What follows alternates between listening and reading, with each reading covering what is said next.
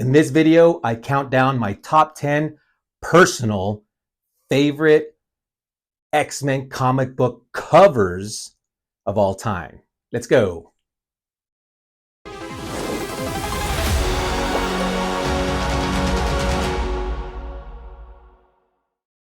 Hello, YouTube. XMen here once again. And in this video, I wanted to showcase my favorite X-Men comic book covers in the spirit of the new X-Men 97 animated series and the finale. If you haven't watched my last video, I put down my thoughts and my opinion, non-spoiler, of the entire series. I loved it. But I wanted to cover my favorite covers, pun intended. These aren't necessarily the most iconic, the most, expensive. They're just my favorites. That's it. And the reason being is that there's so many good X-Men stories. There's so many good X-Men covers out there. So these are just my personal favorites. It was a hard thing to do. I laid out all my X-Men books and it was so hard, but I did pick out my top 10. So let's get into it. So first and foremost, I want to say that these are in no particular order. There's no 1, 2, 3. I know I said that I was counting down, but that's just a figure of speech, at least as it pertains to this video, my video. So let's kick it off with the first cover, one of my favorite covers, and that is X-Men 101, first appearance of the Phoenix. Iconic cover. I know I just said they're not going to be iconic, they're not going to be first appearances. I take it all back.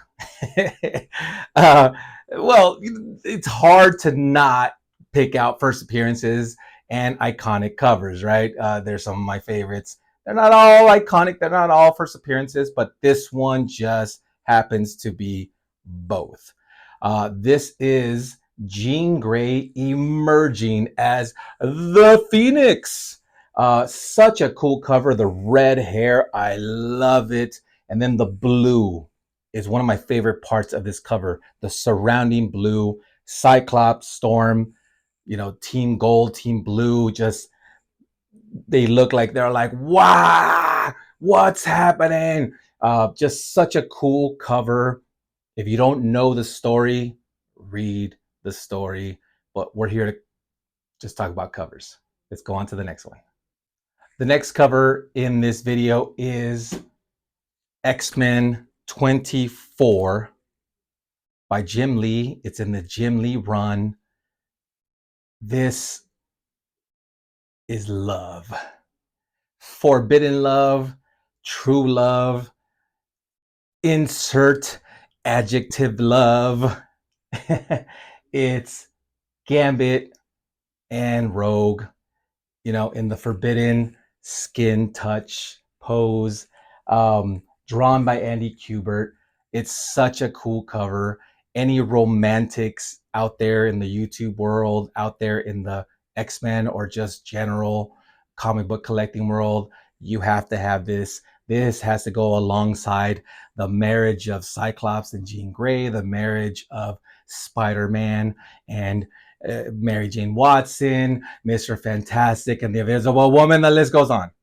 This has to go in that genre of awesome, whether it's Valentine's, whether it's love, just in the feels.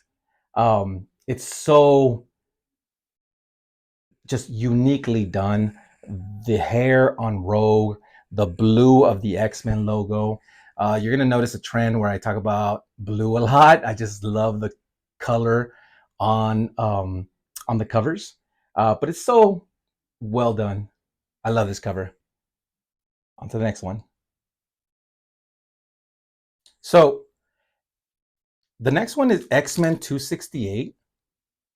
And this is one of the early Jim Lee covers. And as you can see, what's so striking about this is that this is the first time you know, or you know that Wolverine is so old, or because of his healing power, that he was in World War II with Captain America, with Black Widow. And the Black Widow thing has been rewritten so many times, and so has Cap with the ice. And Wolverine is just kind of a linear thing when it comes to his story because of the whole healing factor. But this is such an iconic cover because it's X-Men and yet it has Black Widow. And look how poised and upfront Cap looks. It just screams, I'm gonna kick your ass, Red Skull. And Wolverine with the brown suit, what's not to like? But this is just, I mean, oh, and I also kind of, and I also love, as I said, the blue, but it's like that comic book polka dot blue in the back, that I'm hoping the camera can catch. Yeah, I think it can catch it, but it just gives it such a unique kind of feel to it, almost like it has texture, but it doesn't. So this is the next one. On to the next one. So X-Men 234, another of my favorite comic book covers of all time, X-Men comic book covers, is just creepy. And I'm not a horror guy. My wife is. I'm a big Halloween guy, and yet I don't like horror movies. I know everyone's gonna hate me for that comment in the comment section, but I love this cover. Wolverine, just with the teeth and the claws, and it's like, the suffering. Again, we're not talking about storyline. I'm not gonna get into storyline. I'm not gonna say what is happening here. Just the imagery, right? Just the imagery of Wolverine and what's happening to him, the red eyes, the claws, and the suffering that this cover emotes is mind blowing. But let's go on to the next one. What's an X-Men list? A top 10, any list when it concerns X-Men without Days of Future Past. I know it's a 2-book connecting storyline, but this is so cool in the worst way possible, which means that it's like in the best way possible for us readers. Just look at that. Just look at the fact that you're seeing mutants, X-Men, our beloved heroes, being eliminated on the front cover. Of course, this is a storyline that covers Wolverine going into the future. Again, we're not here to talk about story, but just the cover. Wolverine with the gray hair, you can clearly tell that he's an older Wolverine. And Iceman slain, and then others. Just those words on the cover. As a kid, when you go see this on the rack and you're like, slain, what? What? Apprehended? It's just so like gut punching. So I love this cover just for the shock factor of it. Let's go on to the next one. Speaking of not including certain books, look at this cover. This is when Phoenix goes crazy. I mean, look at the cover. Look at the eyes. Look at how this was illustrated at the time to make her look like she's just had it. Parents out there, I'm a parent myself. We know this look. So the colors of the Phoenix when she goes from Phoenix to Dark Phoenix, the fact that she's crushing the X-Men logo and that deranged, I'm just going to let it go look on her eyes. Elsa in Frozen, she had this grand musical of Let It Go. No, Dark Phoenix is the real Let It Go. And this cover says it all. This is such an awesome cover. Let's go on to the next one. So similar to the Days of Future Past storyline, that it actually consisted of two comics, but I only showcased the one. So is the first appearance of Alpha Flight. Technically, it's the first, you know, cameo appearance, first full appearance. Not even going to get into the whole cameo versus first appearance, first full appearance. It's for collectors, it's a pain in the behind. But I love this cover because this is the first appearance of Alpha Flight. You have Sasquatch, you have Vindicator, you have Cyclops just blasting Vindicator. But it's such a cool cover. You have the snow and you have Storm obviously commanding the weather. They're in Canada. This is Canada's team for those that don't know. They are Canada's version of the X-Men or the Avengers or whatever you want to call them. I'm not trying to insult anybody. How dare you call them the Canadian X-Men? um, but they are a cool team, and I love this cover. You know, if you can tell, the character of Sasquatch is actually doing like a somersault. He's upside down. His face is right there. I always thought that this was some creature and that this was his face. Like that was the mouth, right? It took me a long time to figure that out. And maybe that's why it kind of has like a subconscious, like, this is one of my favorite covers, top 10 favorite covers. But I love it. We're down to the last three. X-Men 100. My copy was actually signed by Chris Claremont. I watched him sign this. And the reason I love this cover is because it's the classic X-Men versus the new X-Men right on there, with Professor X saying like something to the effect of, would you kids cut it out? Again, not here to talk about the story. Read it. But it's such a cool cover because you have the classic first class X-Men, Cyclops, Jean, Beast. Actually, technically, it's Hank McCoy before he turns into Beast. You have Angel, you have Iceman, and then you have the characters that pop up in Giant Size X-Men #1 with Chris Claremont and Cockrum.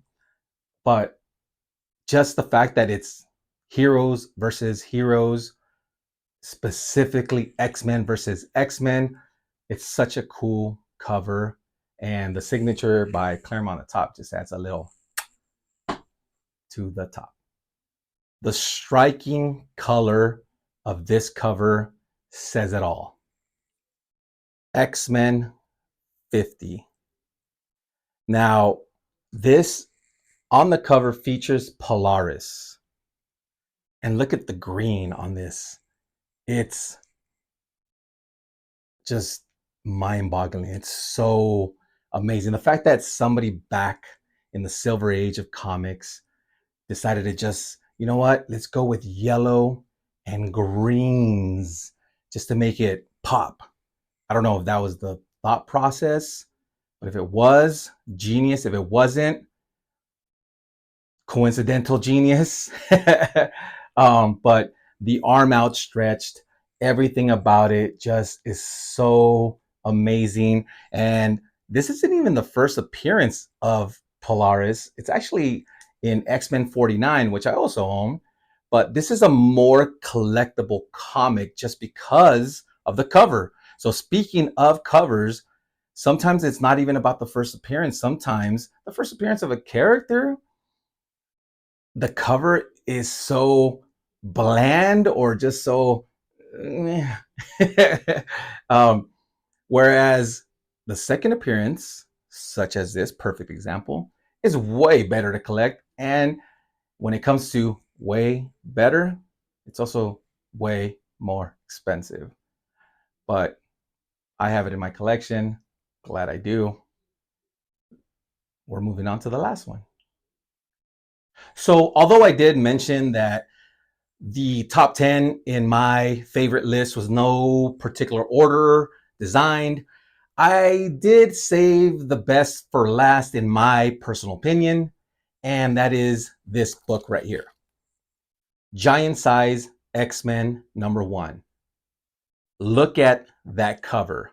Historical significance aside, I mean, these characters are popping out of the page, exploding out of the page. What better format to introduce all these characters than in the giant size format, right? The first appearance of Storm, of Colossus, Thunderbird, Nightcrawler, and for those that know or don't know, the first appearance of Wolverine in the X-Men title. Now, we all know Wolverine's first appearance was actually in Hulk 180 or 181. That's a whole other headache argument between cameo appearances and full appearances. Not here to get into that, but this is such an iconic cover. I hate to overuse that word, but it just is. It's the giant size X-Men exploding, and in case you missed it, the background figures are the original First Class team. What is not to like about this? But that's it for the list. As always, Axiomat, collect what you love what you collect. I obviously do. And I'll see you guys in the next one.